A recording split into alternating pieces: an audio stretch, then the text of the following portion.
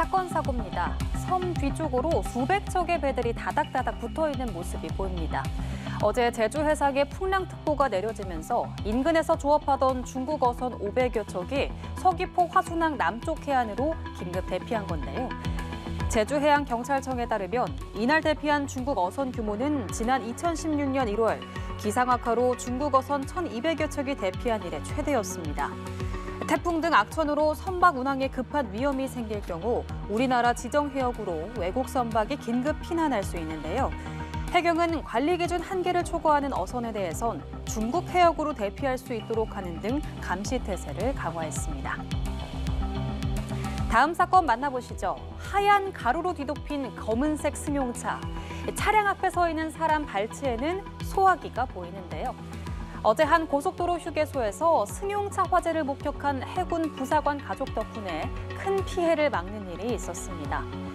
어제 오전 10시 40분쯤 강원 평창군 영동고속도로 인천 방면 평창 휴게소에 주차해 있던 LPG 승용차에서 불이 났는데요. 서울로 귀경 중이던 해군 원사 51살 하모 씨 가족이 이를 발견하고 휴게소에 있던 여러 대의 소화기로 초동 진화에 나섰습니다. 불은 이후 출동한 소방대원들에 의해 완전히 진화됐는데요. 하 씨 가족의 초동 진화로 화재가 옆 차량 등으로 번지는 걸 막을 수 있었고 다른 피해는 없었던 걸로 전해졌습니다. 다음 사건입니다. 한 건물의 창문 틈 사이로 검은 연기들이 새어나오고 있습니다. 어젯밤 11시 55분쯤 세종시 연기면의 3층짜리 건물 2층에서 불이 난 건데요. 불이 난 건물 내부는 이렇게 모두 새카맣게 타버렸습니다. 2층에서 펑 소리가 나더니 창문 사이로 연기가 나온다는 행인의 신고를 받고 출동한 소방당국은 50분 만에 불을 모두 껐는데요. 이 불로 60대 남성 1명과 여성 1명이 숨졌습니다. 소방당국은 정확한 화재 원인과 피해 규모 등을 조사하고 있습니다. 마지막 사건입니다. 이곳은 중국 동부 장쑤성 이싱시의 한 대학입니다.